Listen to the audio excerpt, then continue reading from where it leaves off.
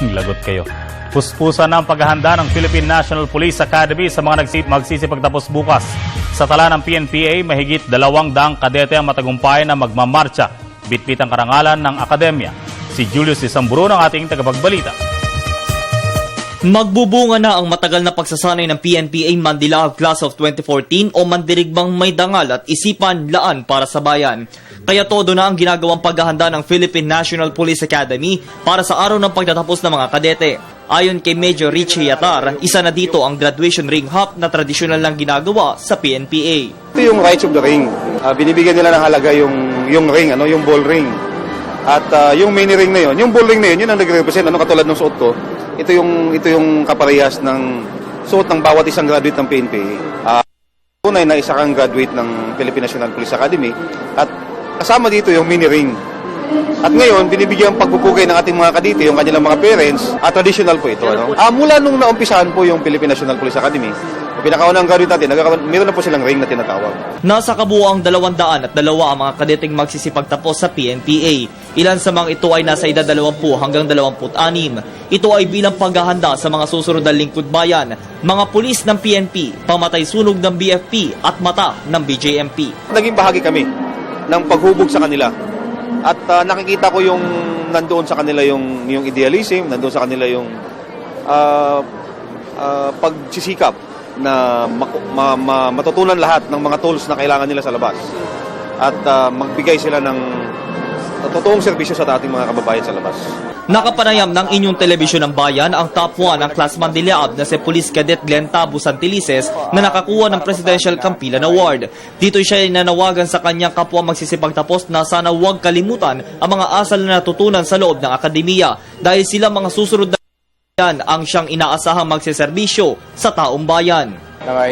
Huwag kaming panghinaan ng loob kasi siguro yung sa amin. Ito na yung chance namin na magbigay ng serbisyo na sa mga tao. So, parang bayaran na namin yung utang namin sa mga tao. Sa pamamagitan ng tunay at tapat na serbisyo po.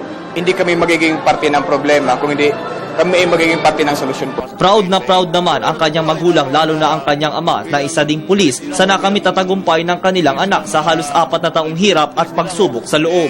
Wala pumasok sa PNP, hindi ko naman sinencourage. Dahil sa totoo lang, ayaw ko na sana magkaroon ng anak ng pulis. Pero sabi ko sa seminarista, hindi ko expected na lalabas siya para pumasok sa PNP. Pero natutuwa rin ako at bilang pulis din ako, bilang ako may nanagmana sa trabaho. Samantala, nakilala rin namin si Cadet Sofia Loren Delio at sinong mag-aakala na ang dating ramp model ay isa na ngayong kadete. I do believe that God has a purpose, and so when I passed, I immediately decided to enter without hesitation. And also, I'm also inspired by our public safety officers because I would like to improve the notion and the integrity the police community has. And of course, I would like to develop our image. Of course, that's it. That's why I wanted to join the public safety officers. Gayunpaman, saludo ang kanyang ina sa ipinakitang tatag nito mula sa pagsusulit na kanilang pinagdaanan hanggang sa pagsubok sa loob ng PNPA. Sa tingin ko naman kay Sofia, gagampanan niya kung ano yung maibibigay sa kanya na maging trabaho niya sa PNP. Paalala ngayon ng PNPA sa mga magsisipagtapos na isabuhay ang pagiging makabayan, makadiyos at makatao, ang tunay na pagsiserbisyo publiko sa bawat Pilipino. Manawagan sa ating mga kabataan na gusto ding sundan yung yapak ng ating mga kadete ngayon. Katulad namin, nanggaling din kami dito. Huwag silang magsawa na magbigay serbisyo at ibalik natin sa taong bayan.